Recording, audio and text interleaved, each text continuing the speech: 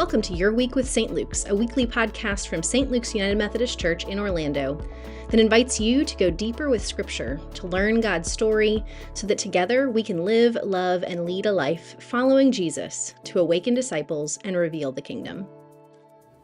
Welcome to Your Week with St. Luke's. We are so glad you're here as we kick off our Advent season together with a special Advent podcast series on our worship theme of Fear Not. You've got all your pastors here for the next few weeks. We're going to be walking through the scriptures together, and we are going to be talking about the Fear Not angels that came and shared the story of the incarnation. And so we're so glad to be together. This is going to be fun. Mm-hmm. We're starting with Zechariah, but first, Melissa's got a few words about the Fear Not angels. So when we look at it, it's one of the consistent things that we see in particularly the Gospel of Luke, but throughout the Gospels, as we see these angels coming to visit people as messengers of something. In this scenario, it's all messengers of Jesus' birth, and it throws people off. It is a moment of disruption. It is a moment of interruption. They were just like going and leading their lives, like they were good, and suddenly an angel has to come and really turn things upside down, which is why fear not is such an important phrase, right? Is they are all real thrown off, and so it's important to go, hey, calm down, it's all right, don't fear, before they give the big proclamation of what it's going to be. Well, in the Old Testament, when God's presence was there too, when the whether it was an angel or God's messenger, you got struck dead. Right. So there's justification for being afraid.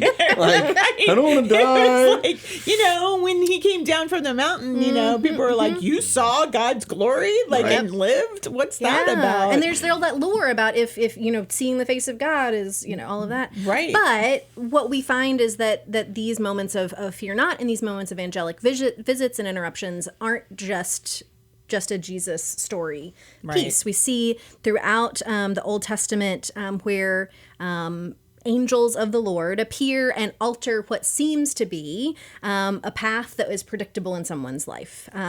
It's not a new phenomenon. We see in Genesis, we see an angel of the Lord finding Hagar by a spring of water in the wilderness. Right. We see an angel of the Lord appearing to Moses in a flaming bush in Exodus. We don't think of necessarily that as an angelic moment because we focus on the bush so much. Right. In the Hebrew scriptures, Gabriel and Michael are the only two named angels, which is interesting. Yep. But there's other angelic hosts in the midst of it. But we also see the psalmist talking about angels, and it says, "Angels encamp around those who fear God." And so we see all of these ways that the divine manifests in these angelic visits. Yeah. And that idea of fear in the Psalms is different than what we're talking about Hebrew, fear here. Right? In Hebrew is awe. Yeah.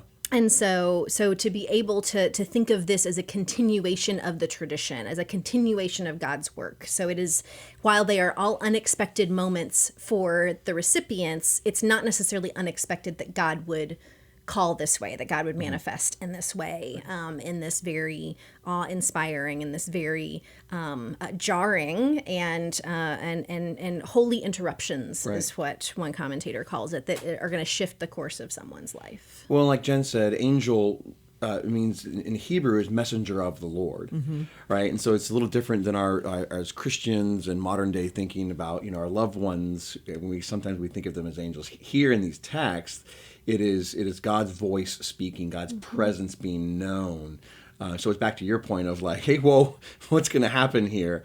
And in these texts that we're going to talk about through Advent, it's pushing up against the immediacy of being afraid and stepping into something new that the angel, the messenger of the Lord, is bringing. So I think it's going to be a powerful Advent if you step further into it. I think it's interesting, too, because, we really talked about, what message needed to happen in December. And at the end of being purposeful all year, right, we really are at the beginning of a new year.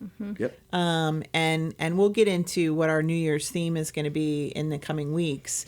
But this idea that sometimes we can have a purpose and live very purposefully, but it can suddenly become, without us knowing, our purpose and our plan very subtly, and it's no longer God's anymore. Yeah. And so how do we receive just when we think we've got it all figured out, how do we receive God's message? And I think many of us in our congregation are planners and type A people and leaders, because we want everyone to lead your life. And so what do we do? How do we deal with that? And that leads us to Zechariah. Yeah. So we're going to be in Luke for 3 of these weeks, and then Matthew for 1. And we're going to look at each of these angel moments. But we're going to start with dear old Zechariah. At the very beginning of Luke chapter 5, Luke chapter 1, verse 5 through 25. And I'm just going to read kind of parts of the story, and then we're going to get into it. Let's see. There was a priest named Zechariah who belonged to the priestly division of Abijah. His wife Elizabeth was a descendant of Aaron. They were both righteous before God, blameless in their observance of all of the Lord's commandments and regulations. They had no children because Elizabeth was unable to become pregnant, and they were very old.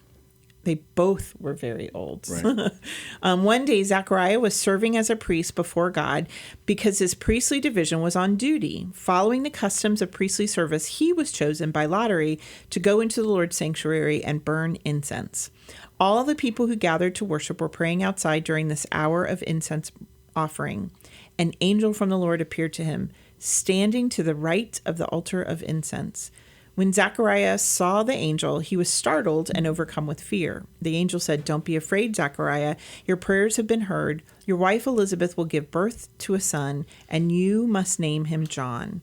He will be a joy and a delight to you, and many people will rejoice at his birth. For he will be great in the Lord's eyes. He must not drink wine and liquor. He will be filled with the Holy Spirit even before his birth. He will bring many Israelites back to the Lord their God, and he will go forth before the Lord, equipped with the spirit and power of Elijah. He will return the hearts of fathers back to their children's, and he will turn the disobedient to righteous patterns of thinking. He will make a people prepared for the Lord." Zechariah said to the angel, "How can I be sure of this? My wife and I are very old."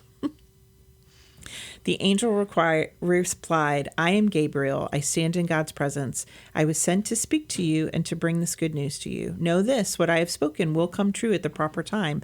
But because you didn't believe, you will remain silent, unable to speak until the day when these things happen." Ouch. What do we do? I love this text. I love Zechariah. Like, I'm sure that they have, especially in this time period when being barren was seen for so many reasons as wrong and a lineage and punishment, that they had come to terms with it. He was just serving the priestly duty. So they're very old. They've come to their own kind of sense of it, right? Because they're also past childbearing years. Right. So they've given up that's gone. Yep. Here he is. He's doing his priestly duty, which to win the lottery, to do the incense. Yeah, such an honor. Is like such a deal. Yeah. Like that was it was the moment of priestly work, probably in his whole career as a priest. Potentially, yeah. Right? Yeah. He's in the holiest of holies, and an angel comes and brings back this old promise that they had let go of, that you're gonna have a child, but not just you're gonna have a child, but you're gonna have a child that's gonna be the forerunner, to prepare people. Like, what? Yeah. The title for this, the working title for it is "Fear Not, Zechariah." It's hope over fear. There's no expiration date on calling. Yep. Like, can you imagine? You're like close to retirement, right? Yeah. Planning the cruise. And God goes, "Hey, we're starting all over with you." Yeah. I just can't imagine what that must be like. When you feel like all hope is lost, and then hope is present. I think of maybe also that silence that he has is just a dumbfoundedness as well, right? I had given up on this dream. I had given up on this hope, and now I'm in the presence of all I had ever hoped for and dreamt for. It's powerful and transformative. I think there's also, though, an element of, they have probably externally made that peace with their lot. But the angel says your prayers have been heard. And so I think there is just this element of, yep, okay, I am going to be okay with what this is. It's not what I desired. But that line of your prayers have been heard is just interesting because I think it's that idea of God knowing the desires of our hearts and the idea that the desires of our hearts are often connected with our callings. Right. And so there's probably something that we see in Zechariah that he has known and Elizabeth has known their whole lives. They're supposed to be parents. And it's not happening on the timeline that it's supposed to. And so they have logicked themselves into going, this isn't how this works. And so we must be wrong. Like this thing that has been inside of us. But I love that your prayers have been answered. There's something still inside of them. They know that there's a calling there. So it's interesting to me because that's why I love what Zechariah says. He's like, how can I be sure of this? My wife and I are very old. Like, couldn't you have heard my prayers like 20 years ago? Right. I mean, come on. Like, I don't mean to question your timeline, but like, really? Yep. Like, this is not the time for us to be having children. Right. Yeah. Yep. I think that's a very human response, even to someone who, as it says, followed all the Lord's commands, and did everything right. There's a sense of, Why now? why now? Yeah. Right. And I guess, is there a sense too in our lives where God sees the why now in a different way than we do and says, maybe now they were ready in a different way? Right. Yeah. Because they are the parents of John the Baptist. Right. So let's talk about what it would be like to be the parent of John the Baptist, right? It's got to be rough. Right. I mean, Yeah. right? He's out in the world. I mean, I'm concerned about my adult children out in the world, and he's out in the wilderness. Like, he doesn't dress traditionally. He doesn't Right. behave traditionally. He doesn't eat traditionally. He is very much living an outside of the world that they've known life, right? Well, and if what we know about him is that wildness, right? What kind of a kid was he? Right. Yeah. And you're Yeah. getting the wild kid when you're probably a little older than you normally would be to raise children. Yeah. So Right. they're also probably going, maybe this you get it right? this is tough. Did And we you get it skip right, that Ken? whole section, right? We don't hear about John the Baptist's childhood. He's just an adult. Yeah. But I just, Well, and what would it be? I mean, because the angel's very clear about, like, he can't have wine, he can't have liquor. He's going to be filled with the Holy Spirit even before his birth. Like, this is someone, even before his birth, he is ordained to be this person who's going to bring the Israelites back. Like, what kind of pressure does that put on you, too, as a parent? That this is I'm called to be responsible for this Right. happening. But I guess if you look, I think that's one of the reasons why it goes back in the gospel writer writes, it says they were both righteous before God. They were blameless. Their observance of the Lord's commands and regulations. Like, was God preparing them all this time Right. for the possibility that, okay, you've done the work, you've proven the work, and now we're going to give you a chance to birth the work. Right. In a new way. That also makes you think about generational